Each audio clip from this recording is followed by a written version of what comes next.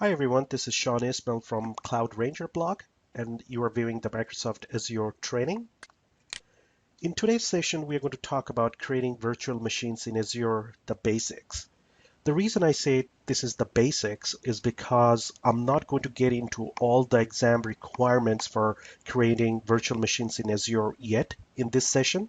There's going to be a separate session which is going to be much more detailed, covering all the aspects of the exam for creating virtual machines in details. The reason I wanted to do this session with the basics is because I wanted to get into the session on virtual networking in Azure. And what I felt was that previously in other sessions, we really did not get into too many details in creating the virtual machines.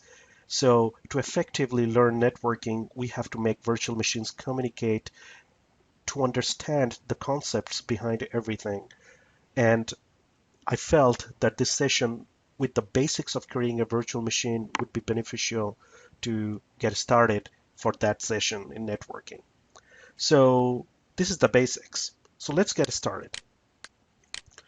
What we understand is that virtual machines, they are the building blocks of Azure infrastructure as a service. When we talk about infrastructure, the first thing that comes to mind is virtual machines. And obviously, when you are creating the virtual machines, the infrastructure comes to mind where we're talking about physical infrastructure that will host or that will run your virtual infrastructure. So if you are already familiar with virtualization technologies such as Hyper-V or VMware or any other vendor's virtualization solution, this will be a very easy session for you to understand and follow because essentially what we are doing here is creating virtual machines based on virtualization platform and Azure being our underlying platform here rather than Hyper-V or VMware. So if you already have been creating virtual machines in your lab or in your organization, you already know that you have to take certain things under consideration when you are creating your virtual machines. And first thing you always consider is the underlying hardware, the platform you are running your virtual machines on or creating your virtual machines on. And in our scenario here, the underlying hardware is obviously provided to you by uh, Microsoft Azure. And that's something that's beneficial for being in a cloud that you don't have to go right now and spec out servers and do anything as such. It's already taken care of for you. The next thing you consider is the storage, where you are going to install all these virtual machines. Where are they going to reside? If you are in a lab, then you are probably using a local storage or a direct attached storage. And if you're in an organization, you're probably using something more robust, such as a SAN or storage area network. Similarly, in Azure, you have to think about where do you want to place all your virtual machines in. The next thing is the network, and by network here, I also again mean the physical network, the routers and switches, cables. If you have been already virtualizing, you understand that creating a virtual network is relatively very simple and it's very flexible in what you can do. And it's similar in Azure as well. You can create as many virtual networks you really want to run your virtual machines on. The next thing is software, and by software here I mean the operating system. Like for example, you use Microsoft servers, Windows Server, or Windows client operating systems, or Linux, or any other operating system that you are going to run. And in Azure, those are provided to you in OS images, pre-built images, or you can also create an image of your own in Azure. So those are the considerations that you have to take before creating a virtual machine, both as a physical aspect and a virtual aspect. So today in your virtualization infrastructure, if you want to go and create a virtual machine, these are the things you would think of. And we similarly think of things like this in Azure as well. In our basics session today, we are not going to go and create the storage or the network ourselves. That's why this is the basics, because I'm not going to get into too many details on creating a storage account and storage and storing everything in there. I'm going to let Azure do all of that for us. The goal of this session is to actually get you up and running with virtual machines as quickly as possible and show you various characteristics and properties of the virtual machines. So in the future sessions on networking, or anything else, it's easy for you to create a couple of virtual machines and follow along. Now, when I say that these are the basic considerations that you have to make, while creating a virtual machine in Azure or any virtual infrastructure, in a cloud like Microsoft Azure, there are other considerations that you have to take, and we are not going to get into that many details today, such as the cloud services and other things. So we are just going to keep this very simple to get you started. Having said that, I'm going to jump into our client operating system here where we are going to run the Azure portal from. So just give me a moment here.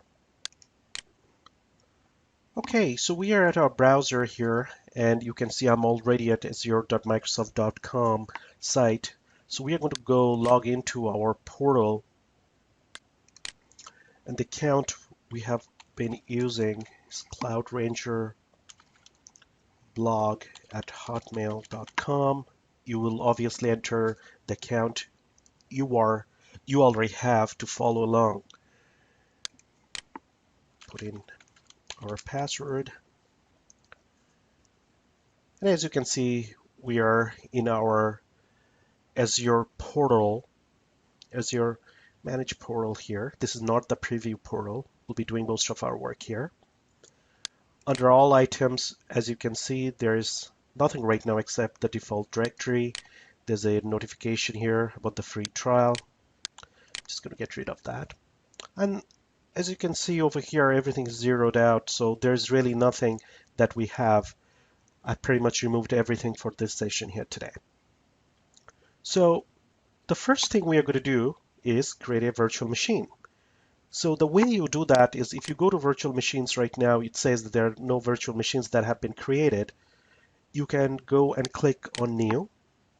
And the first thing we are going to do is a quick create. So with a quick create, what happens is that you provide the least amount of information to create the virtual machine, and Azure decides on other things for you. So the first thing we are going to do is put in a name for this virtual machine. So let's call our one Cloud VM 1000 or 100. And the software or the operating system, as you can see, there is a lot of them you can pick from here. These are basic images. So we are going to take, for our purposes here, Windows Server 2012 R2 Data Center. And for the size, I'm going to go for something basic, like an A2. And don't worry about all this. In our future session on creating virtual machines, we'll go through all the details of all the images and all the sizes that you have over here. So you need a username. So I'm going to put my username over here. You can obviously put whatever you want to. I want to show a couple of things here. You see this green check mark over here. It means that this name is actually available here.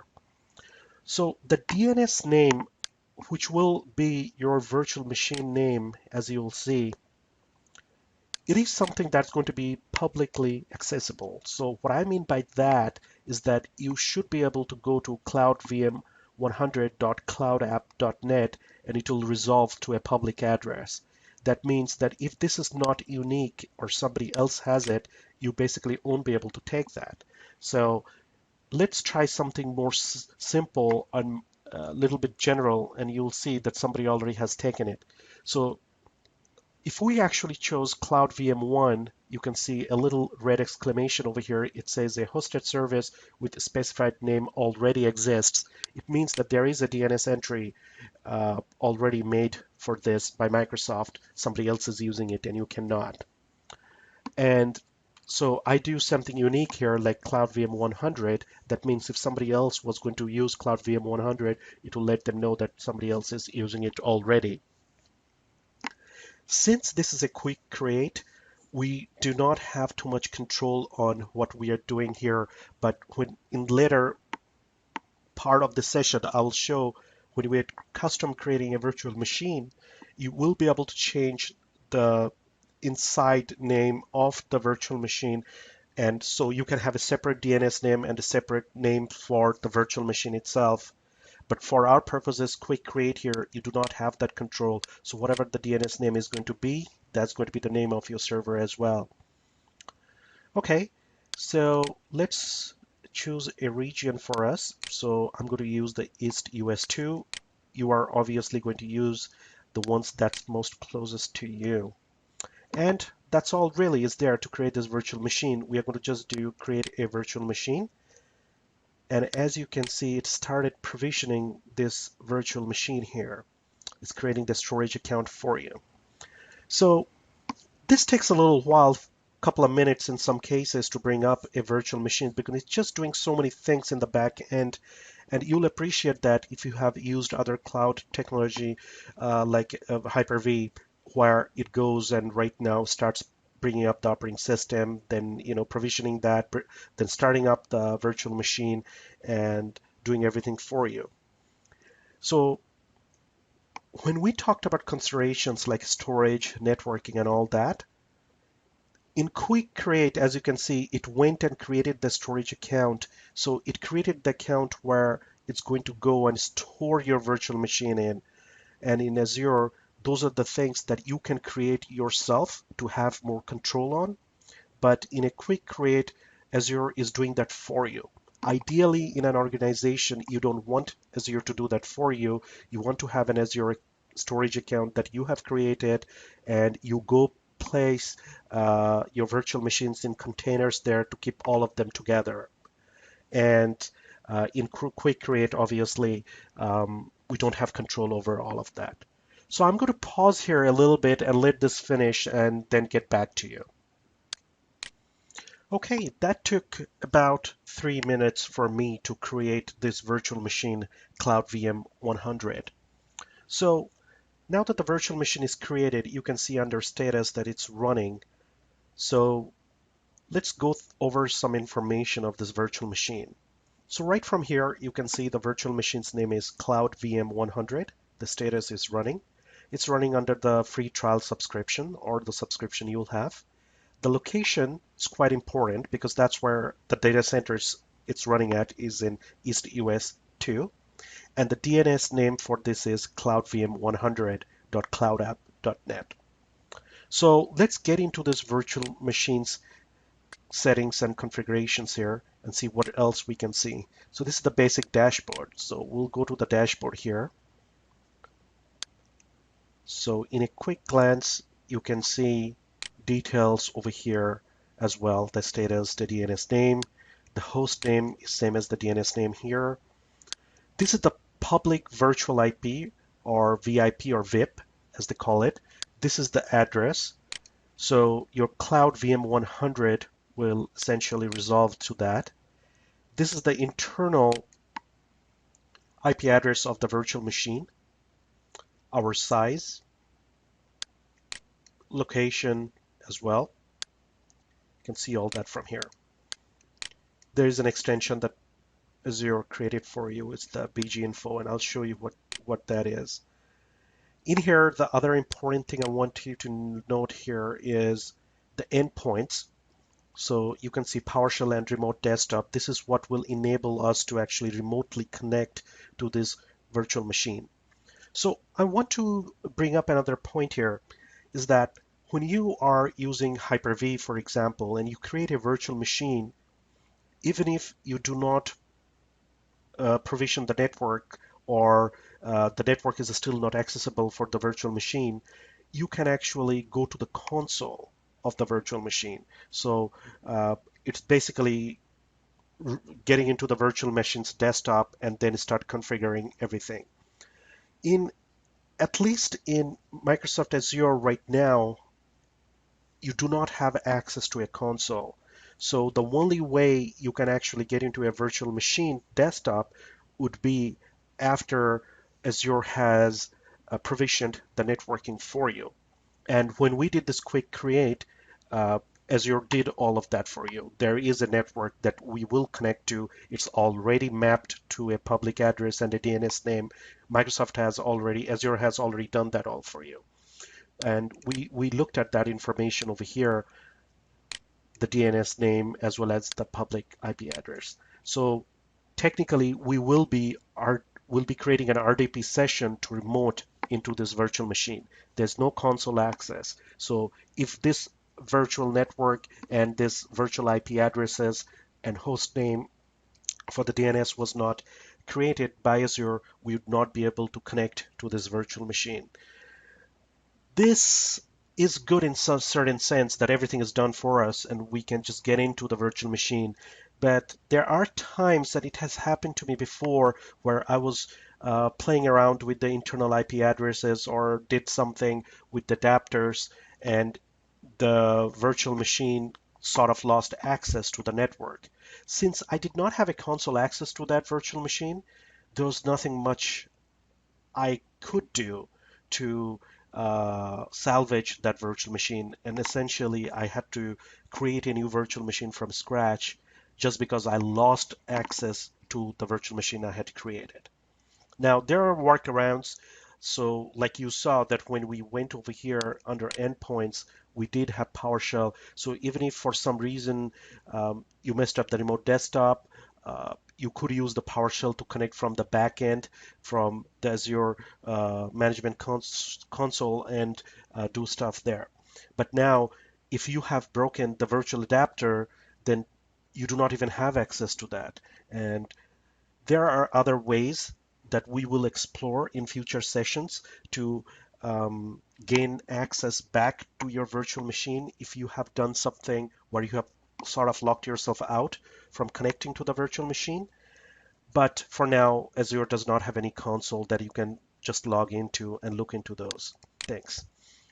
So now that we have covered some settings over here, let's go ahead and try to access the virtual machine. So you can do that from here once you go to your virtual machines panel here. I actually want to mention one more thing before we get there.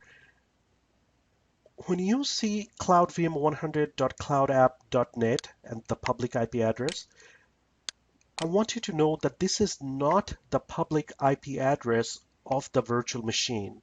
This is actually the public IP address or the public virtual IP of the cloud service.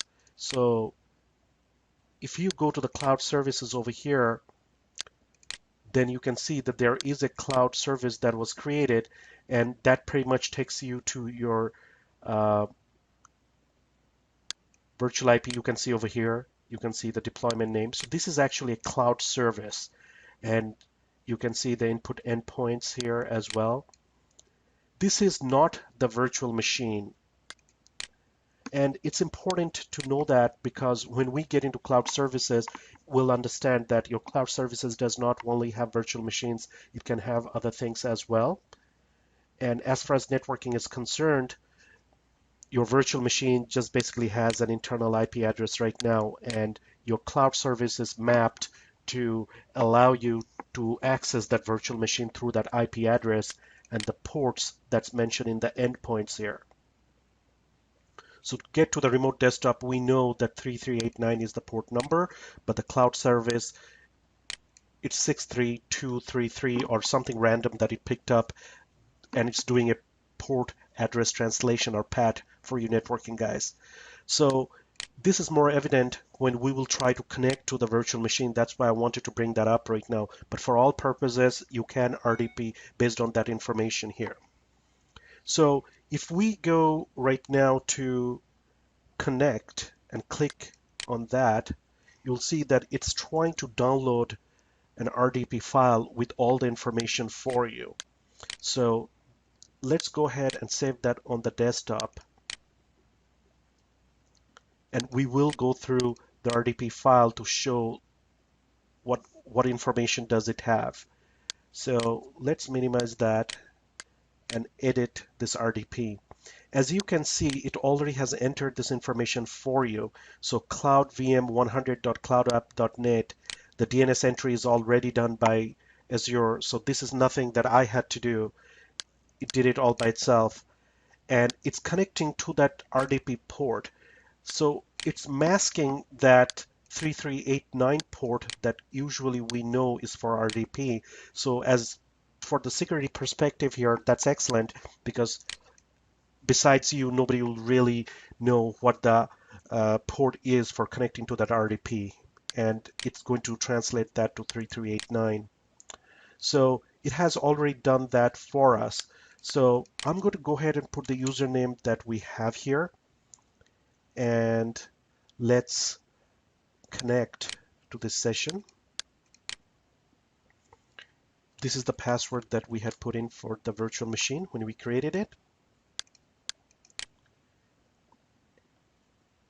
And that's all that is really to there to connect to this virtual machine. As you can see, this is a basic RDP right now, and this was all created for us by Azure, so we did not have to do any settings besides putting in the regular information that we did in Quick Create. So we sort of got this virtual machine up and running in just a few minutes. This is the first time we are logging in, so you can see that it's creating the personalized settings.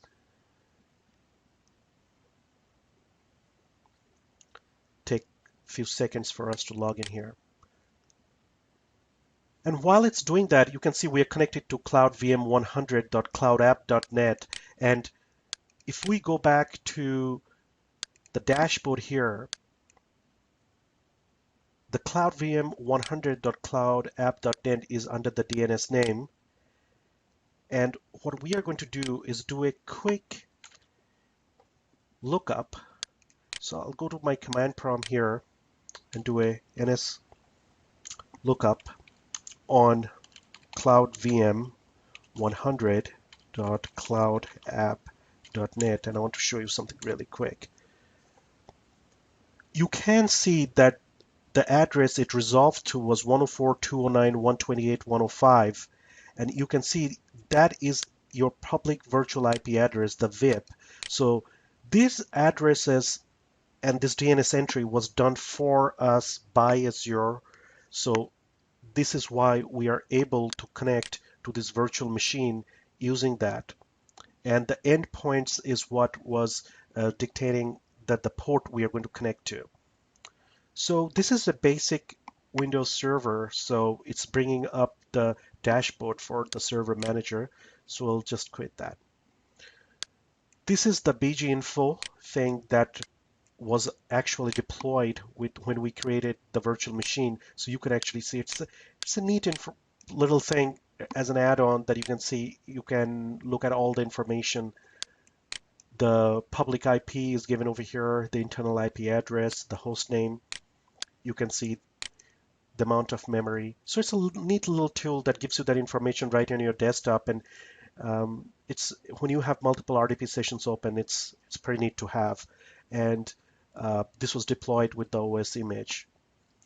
So that's how you get into the virtual machine. It's very simple. We clicked on connect, it downloaded the RDP file, we put in our username and password, and we were in here. Now, let's go ahead and check a couple of things here. I'm going to go to the command prompt and look for my IP address. So I'll do an ipconfig, and you can see that the IPv4 address here is 176.122 and 12. Once again, this was something that was given to us by Azure. This is the internal address of the virtual machine. So this is the internal IP address that we are seeing here on the portal. And we have not specified this, and if you're looking at this weird range for this IP address here, do not worry. We'll cover that in the networking section on how to implement our own virtual network and IP schemes to extend our on-premise, for example, or have our own virtual network here in Azure. We do not have any control on the public IP address that's given by Azure, and those are the things that Azure does for us. So that is all there to create a virtual machine and connect to it when we do a quick create. Now, we want to go and explore one more way of creating a virtual machine here where we will have a little bit more control than the quick create options that were given to us. So similarly, we are going to go to new, and under compute virtual machines, we went to quick create last time, and this time we are going to use from gallery. So by going to the gallery, it gives us certain advanced options to create a virtual machine.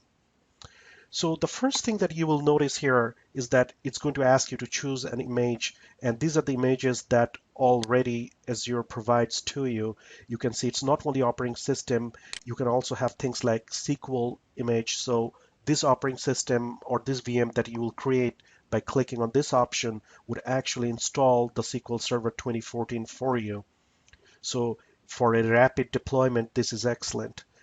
You can see that besides Windows operating systems, there are Linux operating systems there as well.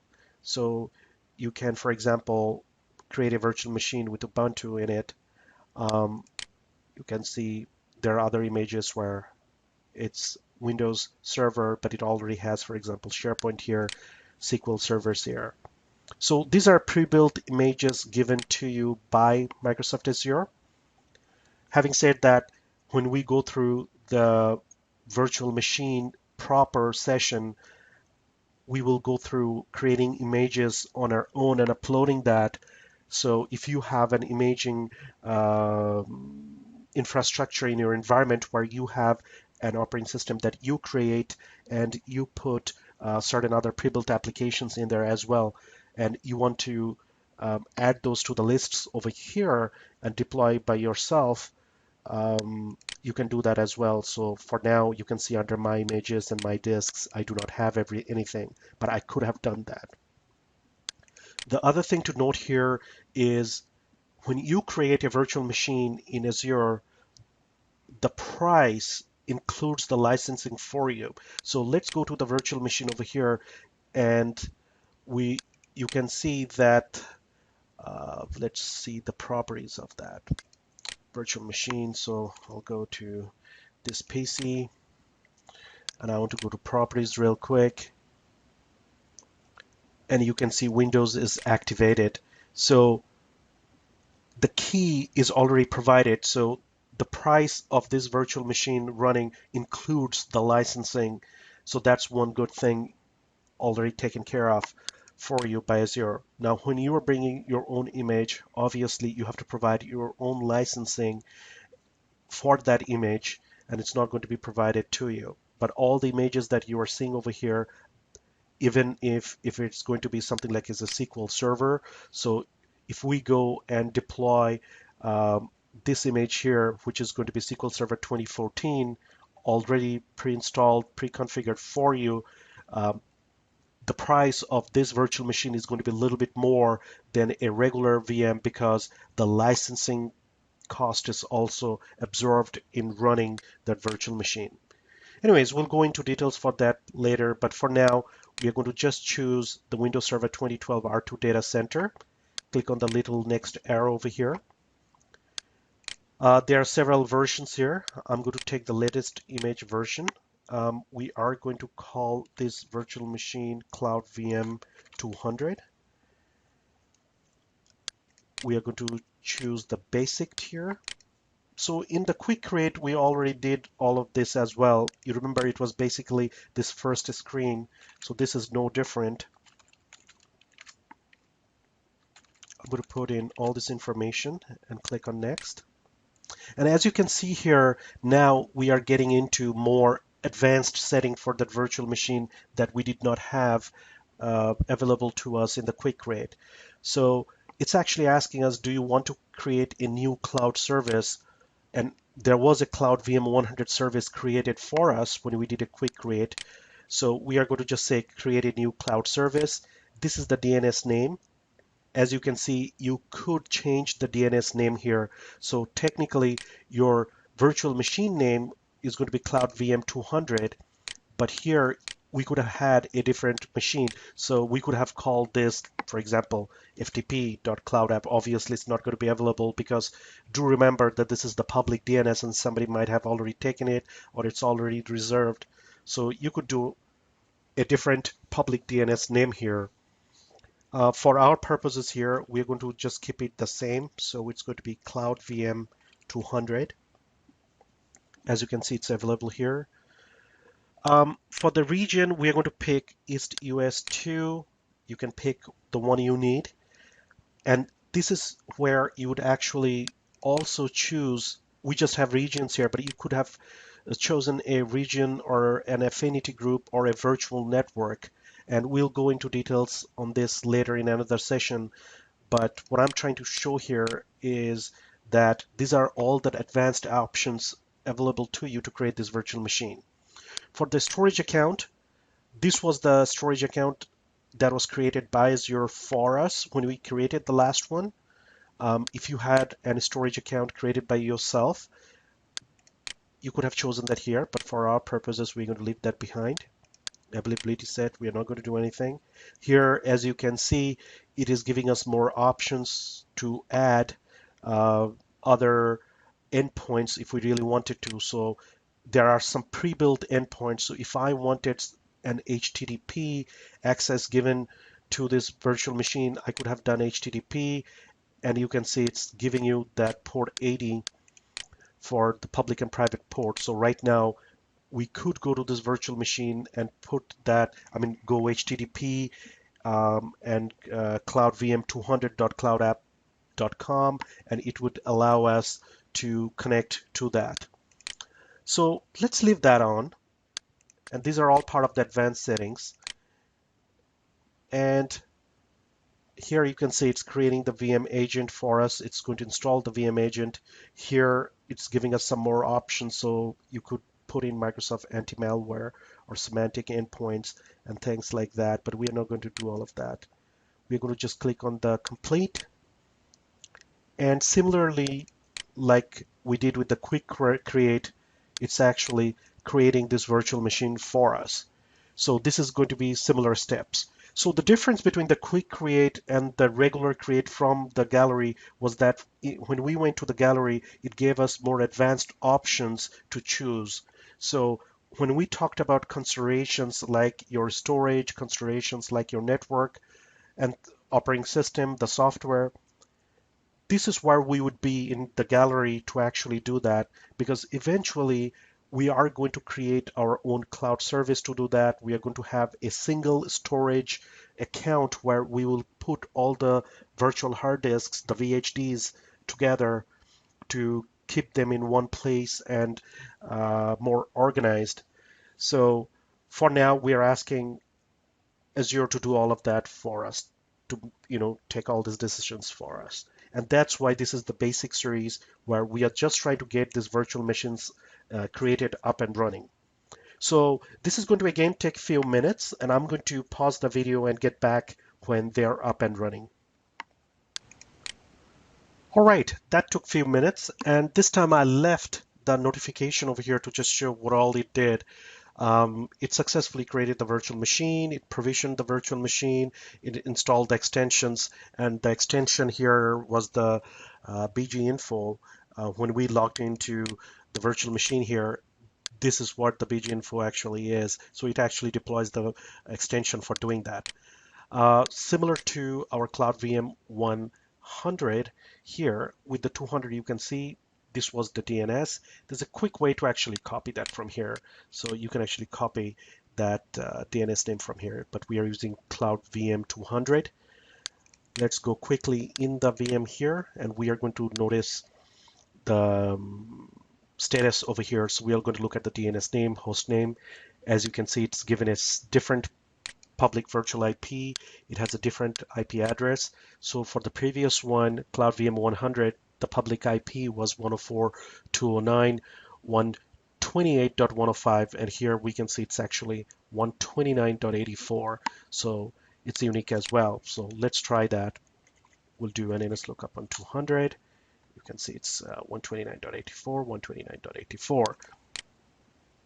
And just like the other one here, when we click on connect, it will try to download the RDP file, and we are going to save that on the desktop. And it's going to be similar to previous one. What I want to show in the 8 points over here is that you remember that we put the HTTP port there. So this time it actually provided us that information here that this VM will accept connections on port 80. It's through the cloud service. So to be more specific and correct, this cloud service will allow you to connect to port 80, which will allow you to get to the virtual machine. And if we had IIS installed there and something serving on port 80, we could go to http cloudvm200.cloudapp.net and view the web page. So that's how you create virtual machines in a very quick, dirty way in Azure Management Portal. Now, there are ways to create this in PowerShell as well, but we are not going to go into that session. In this session, go into that details in creating that from PowerShell, but I promise to do that in the future sessions when we will be discussing more details of creating virtual machines in Azure. However, I do want to show you some things in PowerShell because from now on, every session I mentioned earlier that every session that we are going to have, we are going to go over some PowerShell to cover what we are doing in the specific session. So if you haven't already viewed my Azure PowerShell Basics session, I think it was session 5, please go and do that because in that session I cover how you are going to connect to your subscription and access all the information. I'm not going to go and do that in details in this session, so I'm going to just go directly dive in connecting to our Azure subscription and working with these virtual machines. So I'm going to do add Azure account. It's going to fire up this little thing over here where we need to put information of our subscription or the account actually to connect to our subscription. So our account is Cloud Ranger blog, and you're going to put in the account you have. It's going to redirect and ask for the credentials. Do that right now. Put my password. We are going to wait for this to connect. As you can see, it connected to our subscription. So let's check the subscription it's connecting to. Oops, I just missed that. Get Azure subscription. And we are connected to the free trial subscription, and I know I'm working on the right one. So this is very important that you check every time to make sure you are in the right subscription. So if you have multiple subscriptions, one for your work and the enterprise and one your lab, you want to make sure that you're not messing anything up. So it's very important that you check which subscription you're connected to after you connect. So we are going to go and check the virtual machines that we have. So the commandlet for that is get-azure VM. So right now it's connecting to our subscription, and it will tell you that these are the two virtual machines that you have created, Cloud VM 100 and 200. There are other details that you can possibly get. So let's go and try to connect to get Azure VM and get more information on the Cloud VM 100.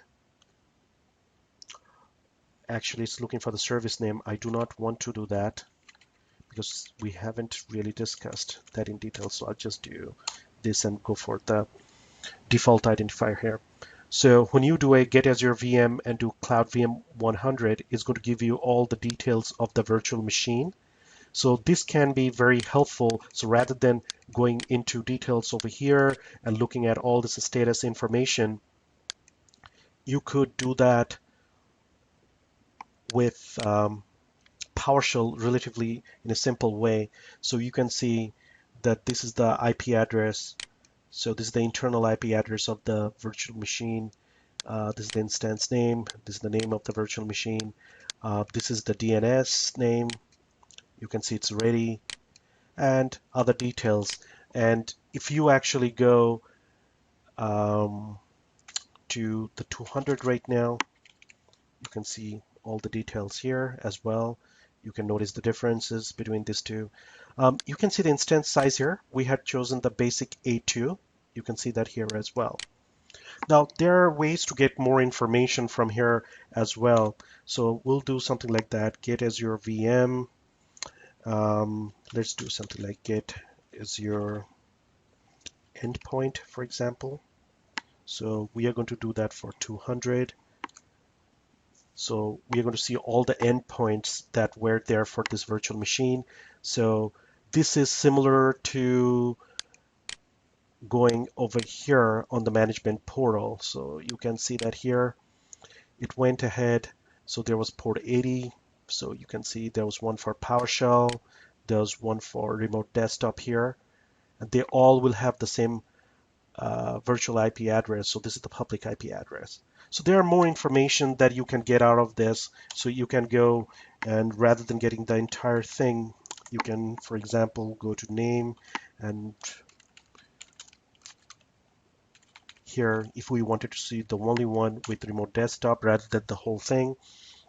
So as you know, PowerShell is very powerful. So you can write your own scripts to get all this information or pass commandlets really quickly. I'll show you a little trick here. So how do you know all the commands that are there with the Azure virtual machine? Like we did get Azure virtual machine, you can use obviously PowerShell to do other things as well. So there is something called as get command, and we're going to look for any command which has Azure VM in it.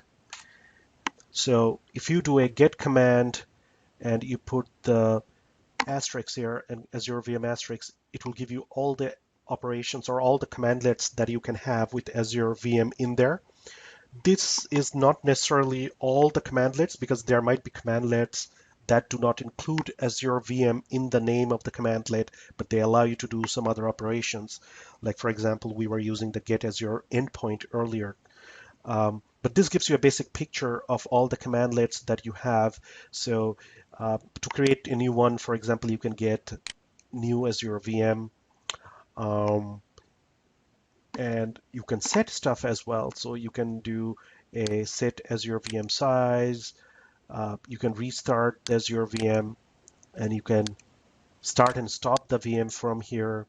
So these are the different commandlets that are available, and do use help to get information on that. So if we do something like help stop Azure VM, so it will give you all the details of this commandlets on how to stop the VM, for example. So this is how you can actually explore, and on MSDN there is obviously more information on what each commandlets do, but I spend a lot of time finding help information from PowerShell this way.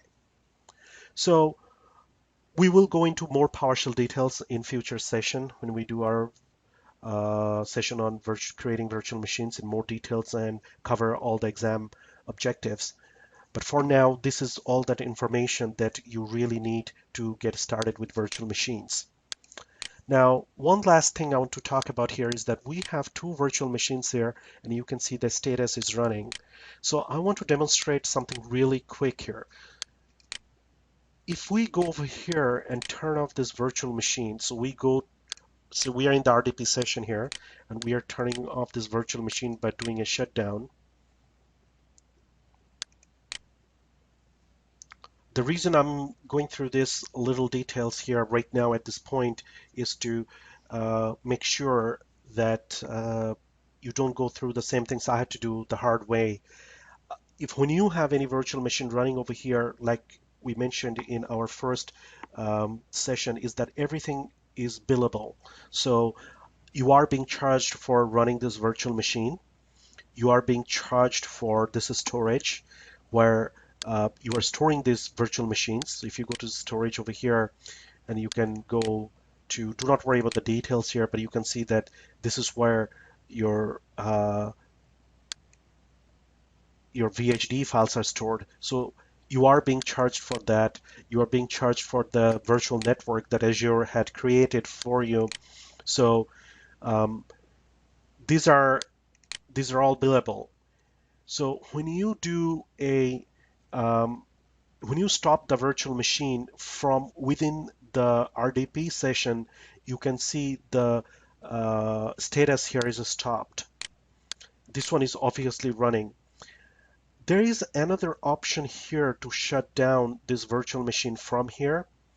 It's perfectly safe to do so. So when you do a shutdown from Azure over here, it will go through a proper Windows shutdown sequence. So if you have certain applications like SQL or Exchange or any SharePoint, this is not going to be an abrupt shutdown. It is actually going to go through a proper shutdown.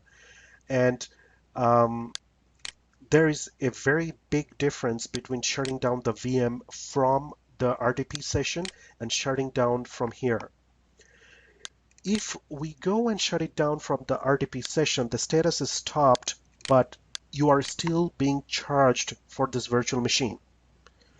So it is holding up resources, and the public IP address that was there for you, and the internal IP as well. These are all reserved for you. So you are still being charged for this virtual machine. So if you have a big virtual machine, for example, we haven't really gone into that details, but a Series D or something where you have a very big virtual machine which takes a lot of resources, obviously you're going to be charged a lot. And if you have left this in stopped status, you're going to get billed quite a bit for it. So you'd think that, hey, I'm not using anything, I'm not going to get billed for it, but actually you are currently being billed for it. So I'll show you the difference of shutting down from here. You'll notice that when we click on shutdown here, it says if you continue, the IP addresses that were assigned to these virtual machines will be released. So the public IP address, the internal IP addresses will be released. And let's actually choose yes to this, and let's shut down this virtual machine, and then we'll be able to see the difference. It's very important you do that because right now we are in a trial session and we get $220, and we'll try to make the most out of it. So you want to make sure everything is shut down before you are done for the day. And this goes for your infrastructure in your production or in your company as well.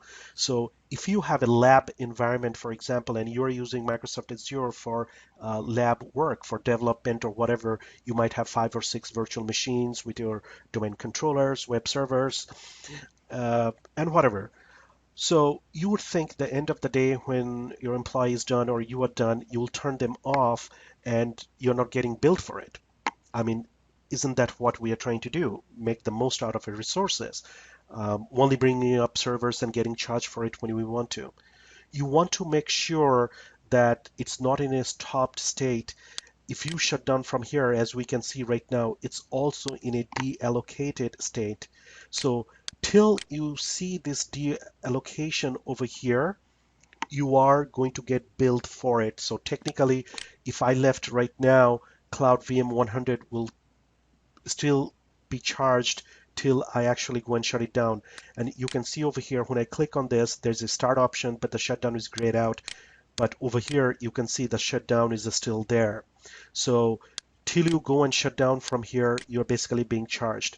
And the reason this is so important for you to understand and know is because this has burned a lot of people. I have known as well where they left a very big virtual machine up and running overnight, or they have left the entire lab up and running overnight, or they left it on up and running for the entire month and thinking that they were just stopping it and that was okay, only to find out at the end of the month they received this huge bill from Microsoft, because as far as Microsoft was concerned, turning off those virtual machines from the RDP session was not really turning off the virtual machine and releasing all the resources. So you always want to make sure it's in a stopped, deallocated state before you consider that you're not being charged for it. Having said that, you are still going to be charged for certain things. So you're not being charged for the virtual machine right now because they're stopped and deallocated, but do not forget everything is billable. This is the best part of the cloud, and this is well, I'm not going to say anything bad about it, but this is also something that you have to consider in the cloud. Even though you are stopped, you are using storage, right? It is still online. There's no way to turn this off. So you are still going to be charged for storing these virtual hard disks in this storage account. It's it's quite minimal to store a lot of data in Azure. Like if I left this on for the entire day and night, I wouldn't be charged too much for it. It's probably some cents. And as far as my trial is concerned, I really do not care about it. Um, if you are in an organization, you probably wouldn't worry about those couple of dollars yet. But if you have a lot of virtual machines with quite large storage uh, drives attached to it, you have to remember that you are being charged for that. You are being charged for the cloud services. You are going to also be charged for things like the virtual network. Now, there is a way to go check that, and if we go to view my bill, Microsoft actually did an awesome work in explaining what you are being charged for. So let's log into our Azure account here to look into the bill. They basically itemize the whole services that you have been utilizing, so you understand uh, that if you have like $5 charged to your account, what those $5 were for. So I am in my free trial, as it says that it's expiring in 14 days. So I'm going to click on that subscription.